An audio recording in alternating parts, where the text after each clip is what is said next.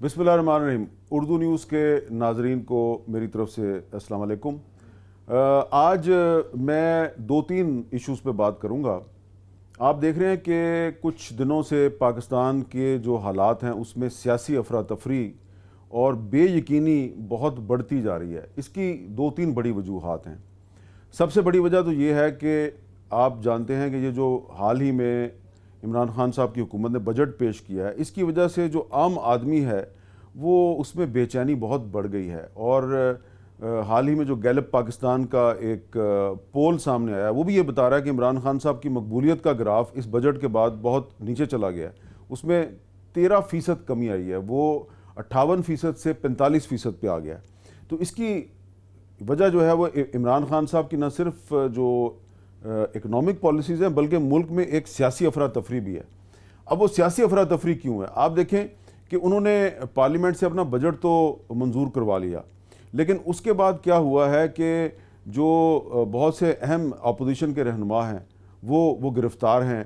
Opposition जमातों ने जलसे जुलूस शुरू कर दिए हैं। इनका ख्याल था कि जो अपोजिशन की पार्टीज़ हैं वो इकट्ठी नहीं हो सकेंगी, लेकिन आल पार्टीज़ के प्लेटफॉर्म से ये जो अपोजिशन जमातें हैं ये भी इकट्ठी हो गई हैं और 25 जुलाई को इन जमातों की तरफ से यौम स्याह भी मनाया जा रहा है। लेकिन लग ये ऐसा रहा है कि जो अपोजिशन जमातें हैं ये पीछे रह गई हैं। अपोजिशन जमातों ने जो अवाम के मसाइल थे, जो रायामा है, उसका सही तरीके से अदराक नहीं किया। ये पीछे रह गए हैं, अवाम आगे निकल गए हैं, क्योंकि ताजरों की तरफ से और जो दीगर मुआशरे के तबकात हैं उनकी तरफ से 12-13 जुलाई से हड़तालों का सिलसिला शुरू हो गया है। बल्कि इसमें तो अब सहाफ़ी भी आ गए हैं, वो भी 16 जुलाई को एक जो गैर एलानिया सेंसरशिप है उसके ख़िलाफ़ सहाफ़ी भी 16 जुलाई को एक यौम स्याह मना रहे हैं। तो आप देखें कि 25 जुलाई को मौलाना फजलुर रहमान जो हैं वो पेशावर में एक जलसा करेंगे, बिलावल भुट्टो जरदारी कराची में एक जलसा करेंगे, और मरीम नवाज शरीफ साहबा जो हैं अगर वो तब तक गिरफ़्तार ना हुई तो वो लाहौर में करेंगी, और महमूद खान अचकज़ई साहब कोयटा में करेंगे। तो ये 4 सूबों में 4 मुख्तलिफ पार्टियाँ अपने अपने जलसे करेंगी और उसमें ज़ाहिरी बात है वो हुकूमत को गिराने की बात करेंगे, लेकिन ये 25 जुलाई को करेंगे। लेकिन मुझे लगता है ये है कि 25 जुलाई से पहले पहले जो ताजर तबका है और जो दीगर जो मजदूर तबका है उसकी तरफ से बहुत से जलसे जुलूस और हड़तालें हो जाएंगी और एक मोमेंटम बन जाएगा। और ये after a very long time Pakistan की तारीख में बहुत अरसे के बाद एक ऐसा माहौल बन रहा है जिसमें अपोजिशन का एजेंडा कुछ और है और अवाम का एजेंडा कुछ और है। अवाम की हड़तालें पहले शुरू हो गई हैं, अपोजिशन की हड़तालें बहुत बाद में होंगी। आप देखें कि इस वक्त अपोजिशन का एजेंडा क्या है।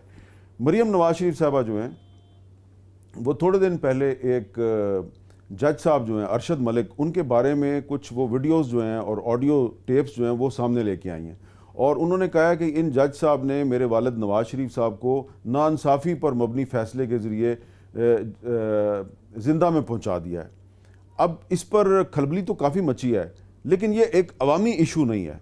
दूसरी तरफ आप देखें कि अपोजिशन पार्टीज़ जो हैं उन्होंने चेयरमैन सेनेट के ख़िलाफ़ तहरीक अदम एतमाद जो है वो दायर कर दिया है और हासिल बदिंजो साहब अपोजिशन के उम्मीदवार बन गए हैं। अब सेनेट जो है वहाँ पर अपोजिशन पार्टीज़ की अक्सरियत है और तहरीक इंसाफ और बलूचिस्तान अवामी पार्टी और जो दीगर उनकी इत्तेहादी पार्टियाँ उनकी अक़लियत है। लेकिन सादिक संजरानी साहब जो हैं उन्होंने इस्तीफ़ा देने से इनकार कर दिया और उनको यकीन है कि वो चेयरमैन सेनेट का इलेक्शन जो है वो जीत जाएंगे और अपना ओहदा बरकरार रखेंगे। ज़ाहिरी बात है कि किस तरह ये ओहदा बरकरार रखा जा सकता है कि अगर वो अपोजिशन के सेनेटर्स तोड़ लें, कम से कम 10 से 12 सेनेटर्स तोड़ें तो वो अपना ओहदा बरकरार रख सकते हैं।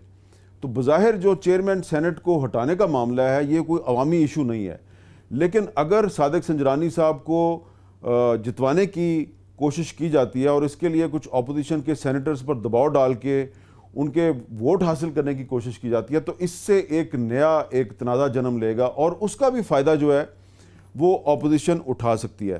तो अपोजिशन जो है वो जो असल अवाम के जो असल इश्यूज़ हैं उस तरफ नहीं आ रही, वो जजेस की टेपें लेके आ रही है, वो तहरीक अदम एतमाद ला रही है चेयरमैन सेनेट के ख़िलाफ़, जबकि अवाम जो हैं उनका मसला है महंगाई और बेरोज़गारी और बिजली और गैस के बिल हैं।